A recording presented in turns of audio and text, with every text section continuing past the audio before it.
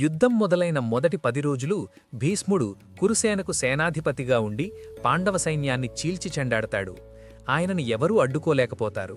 స్వయంగా కృష్ణుడు తన ప్రతిజ్ఞను పక్కన పెట్టి చక్రం పట్టుకుని భీష్ముడిని చంపడానికి సిద్ధమవ్వాల్సి వస్తుంది. కాని అర్జునుడు ఆపుతాడు. పాండవులు తమ తాతయ్యైన భీష్ముడి వద్దకే వెళ్ళి మిమ్మల్ని ఎలా ఓడించాలి అని అడుగుతారు.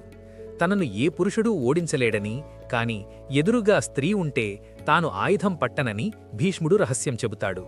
అప్పుడు అర్జునుడు గతజన్మలో అంబయైన శిఖండిని తన రథం ముందు నిలబెట్టుకుని భీష్ముడిపైకి వెళతాడు. శిఖండిని చూసిన భీష్ముడు తన విల్లును కింద పెడతాడు. అది చూసిన అర్జునుడు కన్నీళ్లతోనే తాతయ్య గుండెల్లోకి బాణాల వర్షం కురిపిస్తాడు. భీష్ముడి శరీరం నిండా బాణాలు గుచ్చుకుంటాయి. ఆయన నేలపై పడకుండా ఆ బాణాల మీదే అలా నిలిచిపోతాడు. అదే అంపశయ్య. భీష్ముడికి స్వచ్ఛంద మరణమనే వరముంది. సూర్యుడు ఉత్తరాయణంలోకి ప్రవేశించే వరకు ప్రాణాలు వదలనని ఆయన నిర్ణయించుకుంటాడు. 2 సైన్యాలవారు ఆయనకు నమస్కరిస్తారు.